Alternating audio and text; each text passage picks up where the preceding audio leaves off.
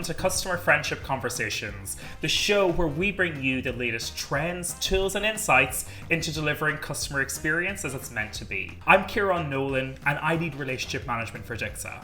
Today we're bringing you a particularly spicy episode of the podcast because I'm talking to Cherina Røsand. She's the head of customer care at Sinful Group. Sinful Group are an award-winning e-commerce sex toy business, the largest in Northern Europe. Their mission is a more playful sex life for everyone. As you can imagine, customer experience takes an entirely different shape when your customers are buying something so personal and intimate. So how does Sinful manage to maintain such high levels of customer satisfaction? I'm pleased to have Cherina join us from Denmark to tell us all about it.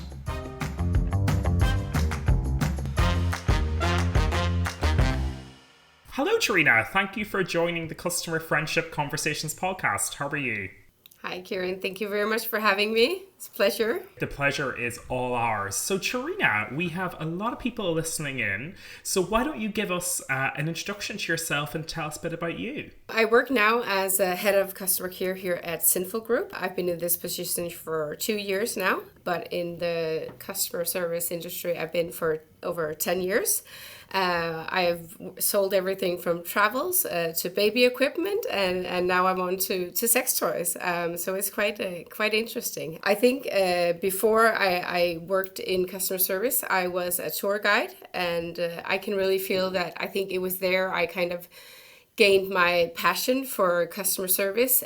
And really felt that was kind of a road I wanted to kind of prevail a bit more and see what I could do with that. You've obviously had a very, very interesting career and have worked in one of the world's leading travel companies.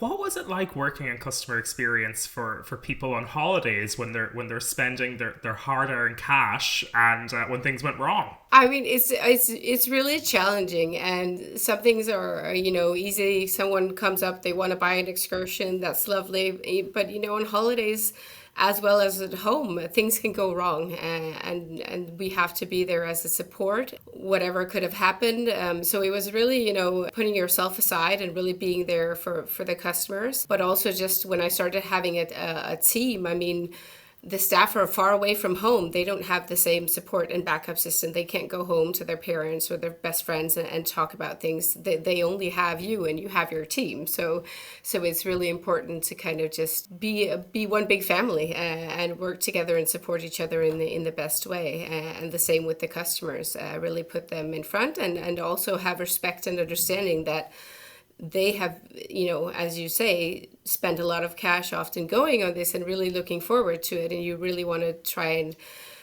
exceed their expectations. You worked in, the travel industry, you've worked in the baby accessory industry, and now you've very much moved into a largely direct-to-consumer business in the sex toy industry.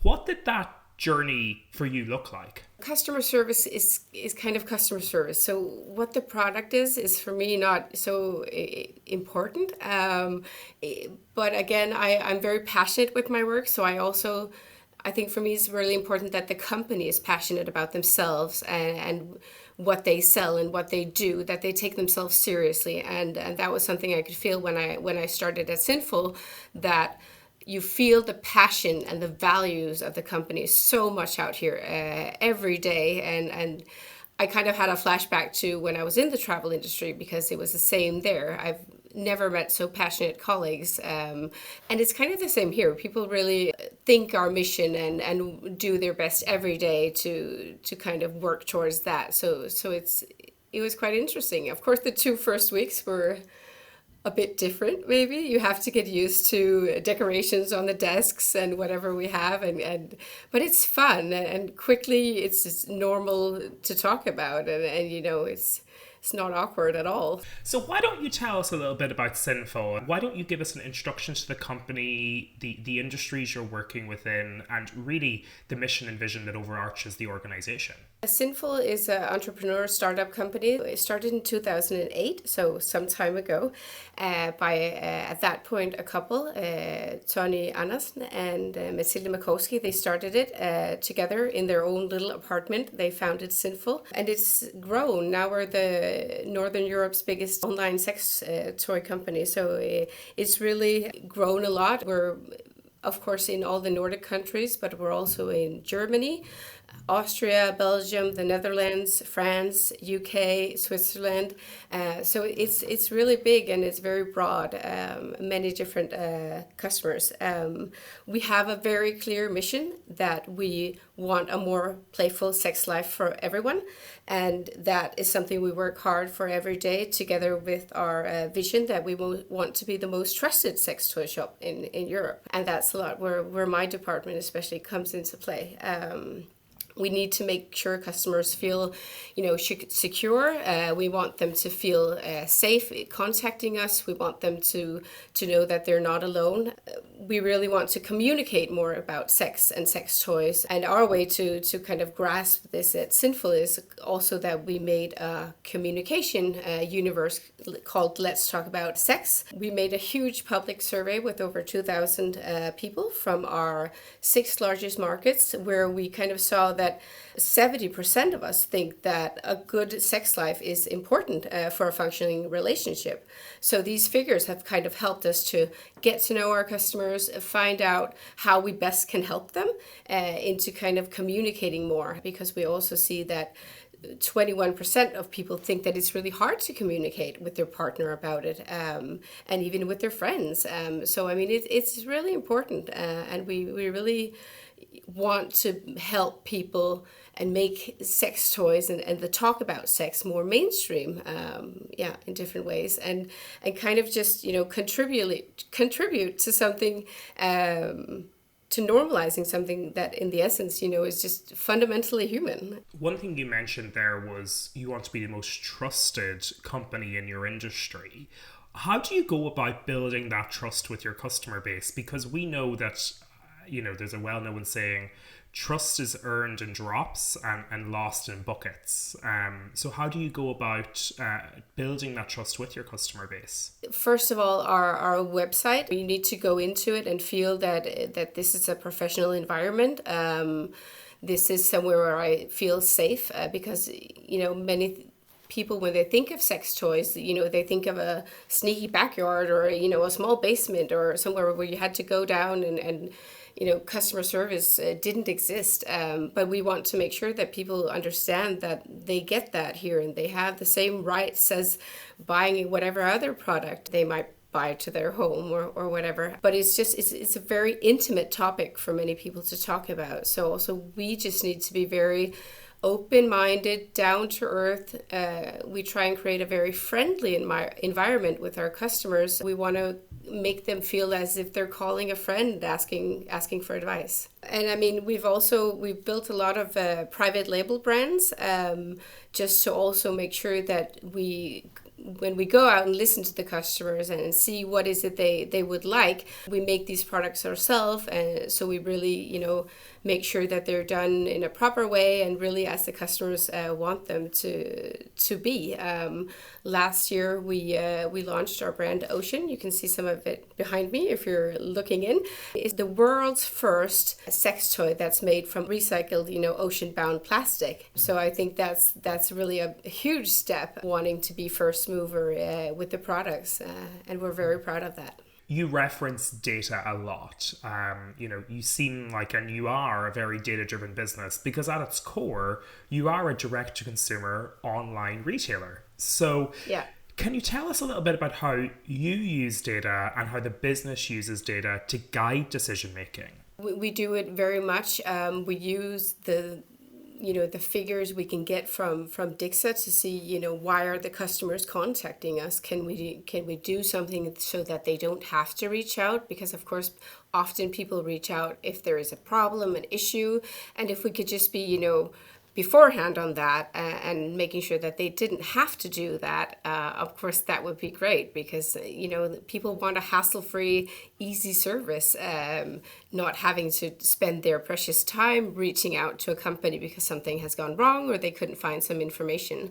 They're of course more than welcome to. We love speaking to our customers, and love guiding them, and spend lots of time on the phone helping out with different cases and guidance. How would you you describe Sinful's approach to creating customer friendships? What kind of philosophies do you follow as a team and as a business? The security and the trust is so important for us. So we need to make sure when customers reach out that, sometimes it can take a while on a call before people, dare to open up. And it's really my team's responsibility to make them feel welcomed and make them feel secure enough to kind of open up. Because if they can do that, if we can get them to communicate with us, we can also help them in the best way. Because again, it is very private, intimate things people have to talk about. And it's hard for people to reach out to talk about something so delicate as it sometimes can be. So it's really, we really honor that they do this and, don't take it for granted. How have you worked to kind of remove that stigma and equip and empower your team to be comfortable having these conversations and to put the customers at ease? I would say definitely in the recruiting, we always there try and make sure to find the right fit, to make sure that they also understand what is this job.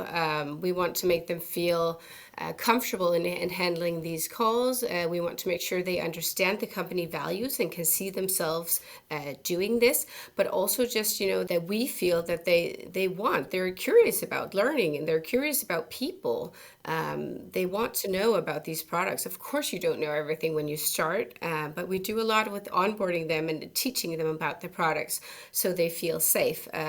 We have a lot of demo drawers, so we have many of the products nearby.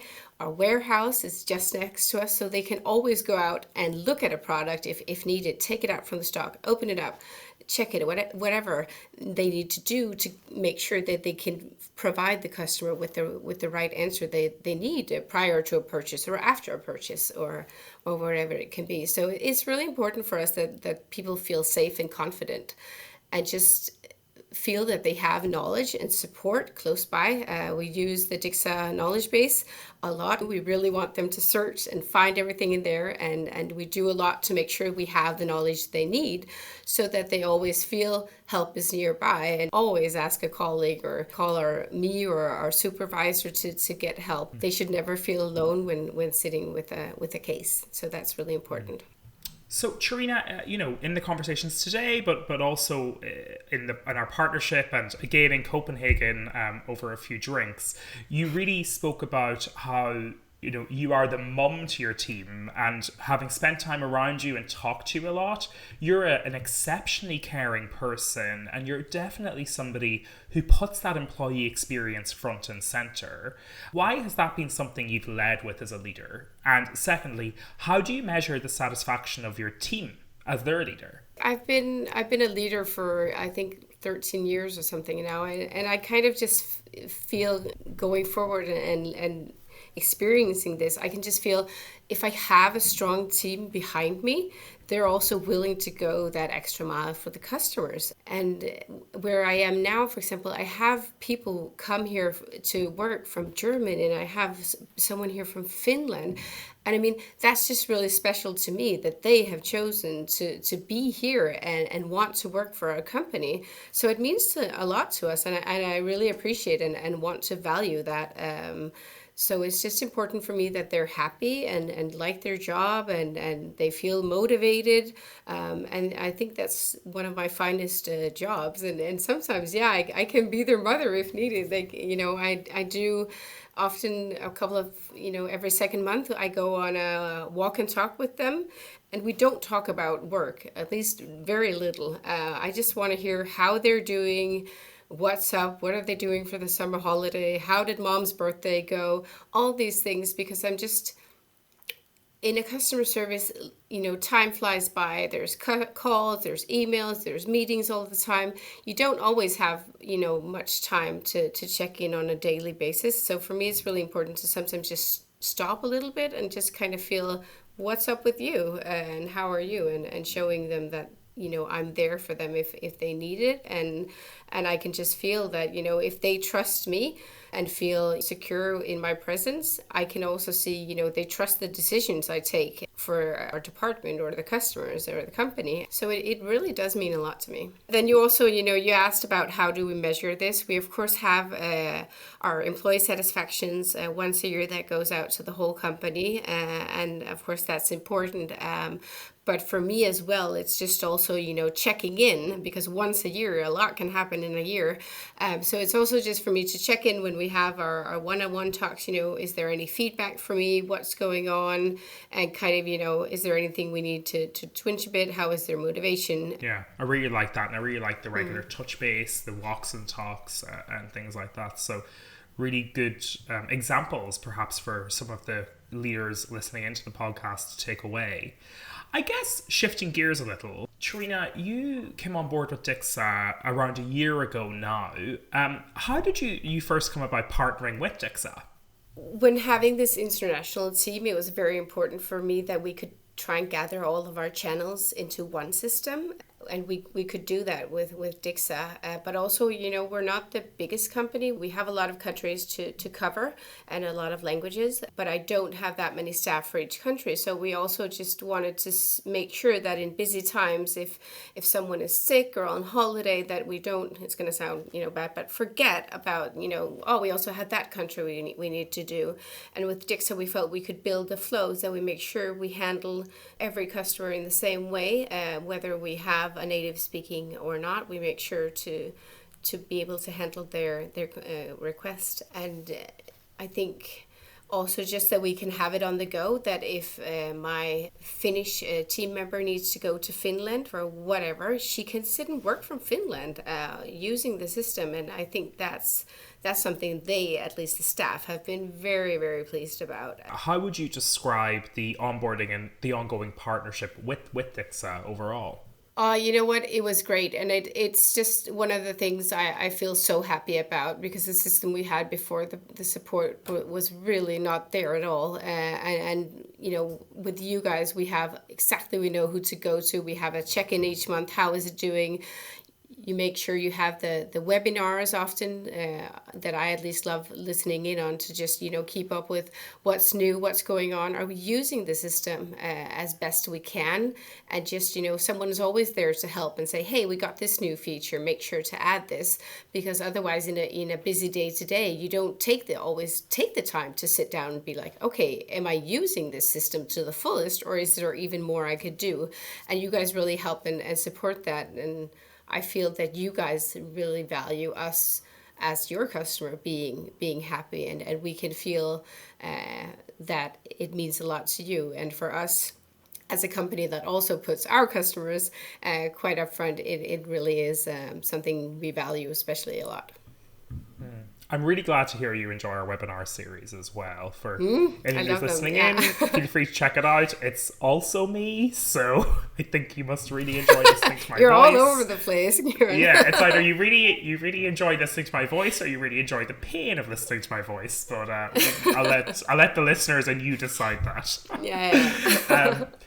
I guess, Cherina, when we think of customer experience at Sinful, when you joined, what was really unique for you that you were kind of like, oh, I never thought of that? I think what I didn't think I would experience so much was how much our products can impact on people's lives. I mean, when we reach Christmas, we sell our Christmas calendars. Last year we had 6 different kinds, so there's really something for everyone. And, reading the comments and the feedback from customers, either on the products or on Trustpilot, I mean, it really warms my heart seeing how this one thing can make people, get so much closer to each other again. And just seeing people write that, we were all, drifting apart, and this just got us communicating. This got us back together. Thank you so much. I mean, that can do for the rest of the year. So it's really something that's special. That's a really nice story. I really, really like that. Excellent.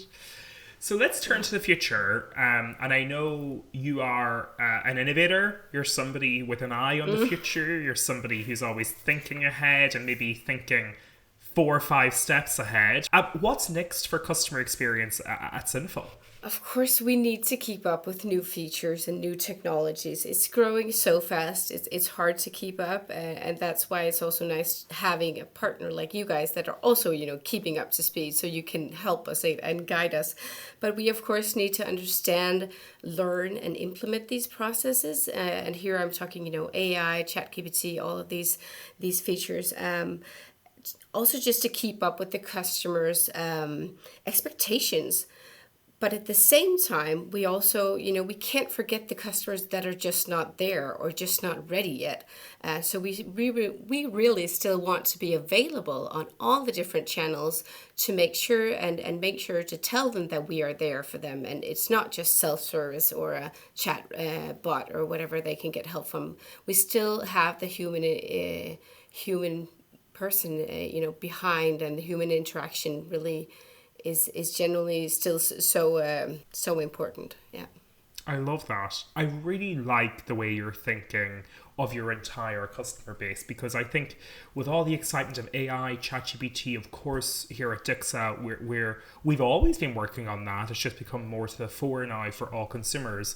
But you also want to make sure that those people who aren't there yet also don't feel left out or don't feel like they don't matter to your customers. So I really, really, as always, I love your thoughtful approach to these types of technologies and how you evolve the business. What challenges do you foresee in maintaining your really strong level of customer service?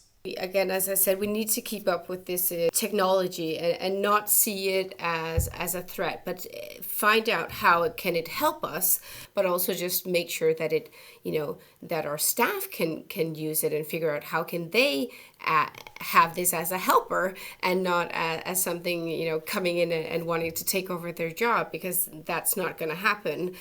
We really need to make sure that they figure out the best ways to use these new technologies and features to support them in their work. I think that's the most important thing. And that's something we are now at Dixa really working on, a tool belt as such for agents to be like their amazing sidekick to really harness the power of AI and make their lives that bit easier. Yeah, exactly. And the more time they can have, spending on really valuable conversations that are meaningful, the better it is for the customers in the end as well, not having to wait for their inquiries. Yeah. Amazing. So, Cherina, let's move on to our quick fire round. So I have 3 questions and would love to get your thoughts on these. The first one is, what do you know now that you wish you'd known at the start of your customer experience journey? Good question. I think for me, just, it's so important to listen to your team. They sit with so much knowledge and so many good ideas how to enhance customer experiences, internal processes. It's really important to just see them as your help and not people you just need to control around, but just really use their knowledge and the things that they have for ideas for improvement and just take them forward. That's really important. Love it. Second one, how do you measure the success of customer friendships and customer experiences within Sinful? We, of course, use the Dixa CSAT on email and chat. Just started with the phone on our beta test at the moment, so that's really exciting. But that's, of course, for our department, it's a really good say because it's customers we actually have been in some sort of contact with. So it's very saying for the service we have. We have a general one of 89, so that we're very proud of. And we can see, for example, on our claims, we're way over 90. So that's really nice. So we can see even if people come in with maybe thinking they're coming in with a bad experience, that's actually where we can make the biggest difference and make happy customers in the end. But of course, we also use Trustpilot and Trusted Shops, and we have some different countries of review sites. That's important for us because, sorry to say, nobody wants to buy a sex toy from a company that has 2 stars. At least I wouldn't. So that really means a lot to us. Yeah. Final one. Given that you're so good at providing a really high level of customer service, what would be your number one tip for other companies and organizations to get to as good as you are? Trust your staff and give them the empowerment to take their own decisions. I love it. Empowerment. Excellent. Well, Cherina, thank you so much for joining us today. I always enjoy spending time with you. I've really enjoyed this podcast, and I'm so glad that we've had you on here to, really tell your story, Sinful story, and really get across your passion for employee experience to all of our listeners of Customer Friendships Conversations. So thank you so much. We really appreciate it. Thank you very much for having me. It was a pleasure. Fun as always to speak to you. Thanks for listening to today's episode of Customer Friendship Conversations. If you've enjoyed the show, then make sure you're following us on your podcast platform of choice. It means that you'll get notified each time we release a new episode, so you won't miss out on any of the other amazing customer friendship heroes we'll be showcasing in the coming months. Of course, a rating and review is a huge help to the show, so we always massively appreciate those as well. And if you're interested in learning more about customer friendship, then head to Dixit.com to discover everything you want to know about customer experience as it's meant to be. I'm Kieran Nolan, and another huge thank you to Cherina for taking the time to share her knowledge and insights with us today. Until next time, see you soon.